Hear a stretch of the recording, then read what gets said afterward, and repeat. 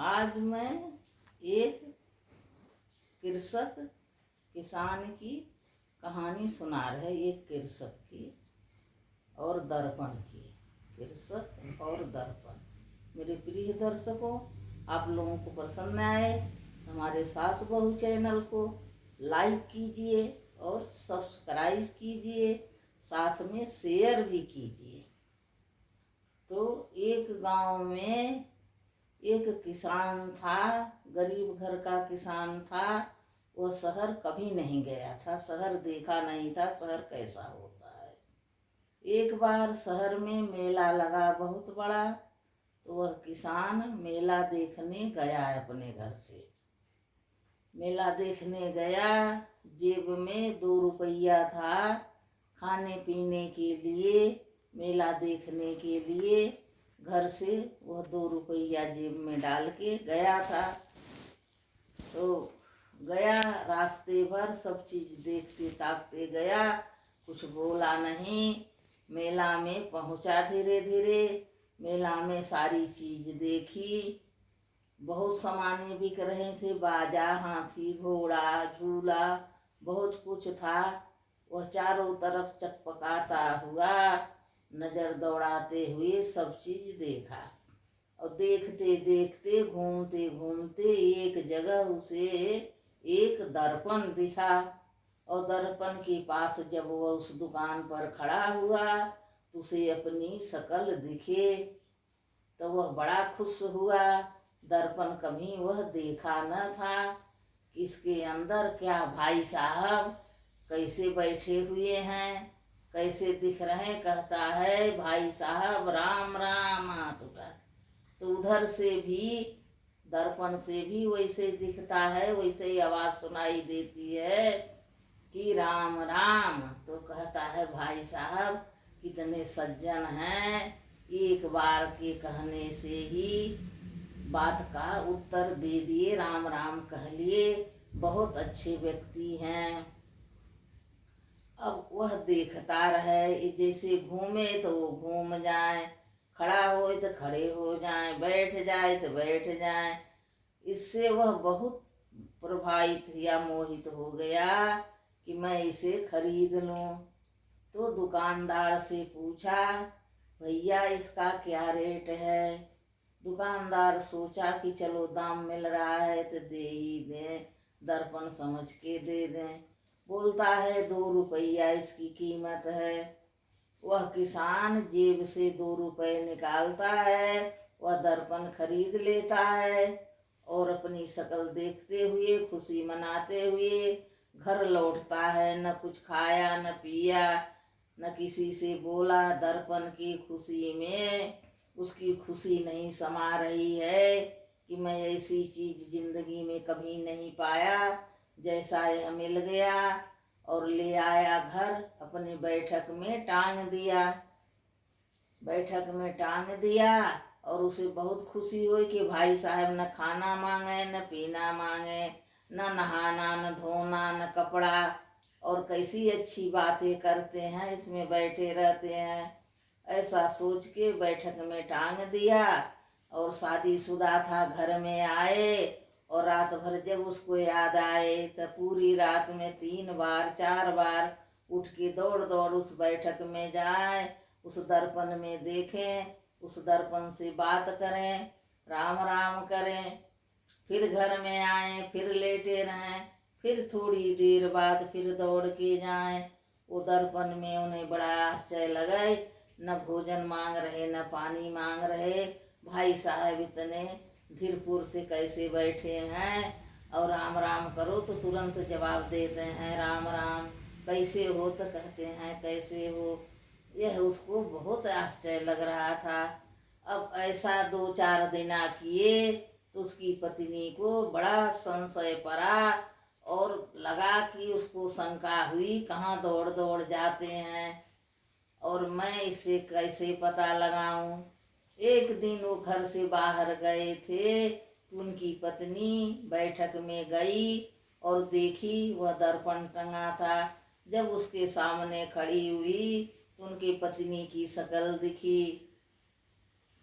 अब वह उसके मन में उत्पन्न हुई कि इसी को देखने के लिए ये रात भर उठ उठ दौड़ते हैं, मेरी सौवत ले आके बैठक में बैठाए हैं और रात भर उठ उठ के दौड़ बार 4 बार 6 बार दौड़ के आते हैं।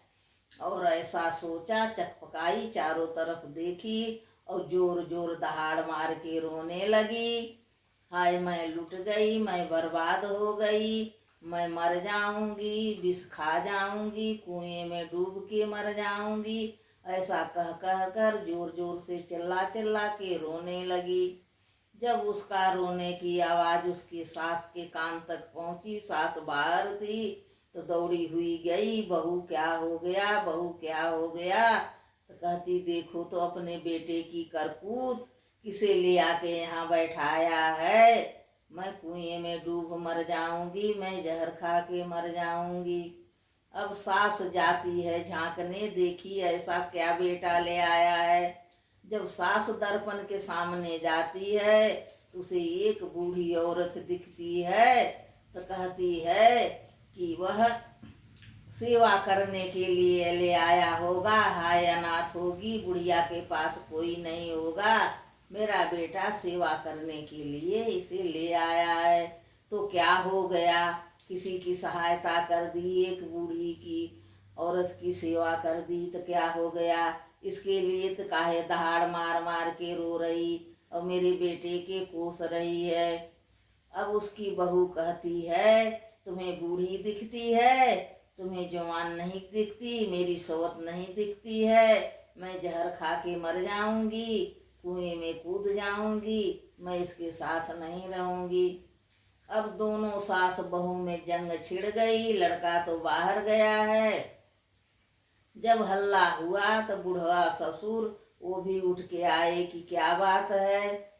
तब वह कहने लगी कि यह देखो तो एक बूढ़ी लड़का ने तुम्हारा एक बूढ़ी औरत सेवा करने के लिए ले आया है और यह कह रही मैं कुएं में कूद जाऊंगी, मैं जहर खा लूंगी।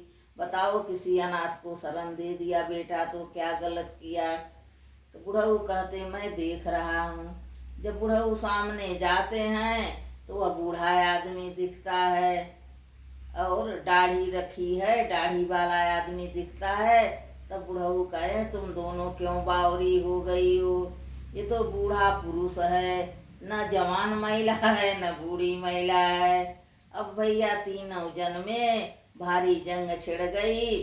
बुढ़िया कहती कि बूढ़ी औरत है, बहू कहती जवान है, मेरी सोहत है, और बुढ़ा कहता कि दाढ़ी रखे हुए बूढ़ा आदमी है।